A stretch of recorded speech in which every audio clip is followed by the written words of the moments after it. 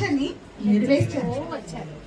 వృధా కాలంలో కూడా ఇంత రాజవంశులు వాళ్ళు ఉన్నా కూడా వాళ్ళు దేవుడి మీదనే ఆధారపడారు ఆ వృధా కాలంలో కూడా.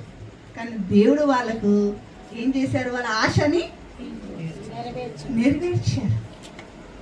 వాళ్ళ ఆశని దేవుడు వాళ్ళని వదలలేదు దేవుడు. ఎందుకంటే వాళ్ళు ఎవరికి నమ్మారు? దేవుడిని నమ్మారు. వాళ్ళ ఆస్తిని నమ్మలేదు, మనుషుని నమ్మలేదు, దేశాన్ని నమ్మలేదు, వాళ్ళ పరిస్థితిని నమ్మలేదు. వాళ్ళు ఎవరికి నమ్మారు? దేవుడికి నమ్మారు. దేవుడి మీద ఆధారపడి ఉన్నారు. వాళ్ళ ఆశ మొత్తం ఎవరున్నారు? వాళ్ళ గురి మొత్తం ఎవరు ఉన్నది? దేవుడు ఉన్నారు. కాబట్టి దేవుడు కూడా వాళ్ళకు వదలలేదు. వృధా కాలంలో దేవుడు వాళ్ళకు సంపూర్ణమైన ఆశీర్వాదంతో నింపారు. పెద్ద గొప్ప బహుమానం దేవుడు వాళ్ళకు కలిగి చేశారా లేదా? వాళ్ళ ఆశని దేవుడు ఏం చేశారు అంటే బొమ్ము చేయలేదు, వేస్ట్ చేయలేదు, వృధా చేయలేదు. ఆశని దేవుడు నిరాశగా మార్చలేదు. దేవుడు నమ్మగలిగిన దేవుడు మనకి ఏమంటున్నారు అంటే నువ్వు ఆయనని నమ్మితే, ఈరోజు దేవుడు మాతోనే అదే మాట్లాడుతున్నారు. నువ్వు ఆయనని నమ్మితే, నువ్వు ఆయన వైపు ఆశ పెట్టి చూస్తే నీకు ఆయన సమృద్ధిమైన ఆశీర్వాదము ఇస్తాడు.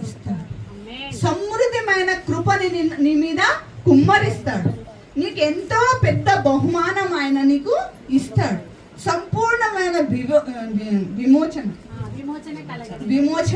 కలగ చేస్తాడు. సంపూర్ణమైన విడుదల ఈరోజు దేవుడు నీకు ఇస్తాడు అని దేవుడు మీతోని వాగ్దానం చేస్తున్నాడు. కానీ మనము మనుషులము కాబట్టి దీనికి మనం విపరీతమైన దిశలో నడుస్తాం, అపోజిట్ దిశలో కదా. మనం ఆశ ఎవరి వైపు పెడతారు అంటే మన ఆశ అబ్బా నా జీవితంలో చాలా బాధ ఉంది, నా జీవితానికి ఎవరో ఉద్ధరిస్తారు, నా జీవితాన్ని ఎవరు బాగా చేస్తారు, లేకపోతే నాకు ఆస్తి బాగుంది, నాకు అమ్మ ఉంది, నాన్న ఉంది, కోడలు ఉన్నారు, కొడుకులు ఉన్నారు, బంధుమిత్రులు ఉన్నారు. మనం వాళ్ళ మీద ఆశ ఆధారంగా ఉంటాము. వాళ్ళ మీద మాకు ఒక ఆశ ఉంటుంది, నమ్ముకుంటాం.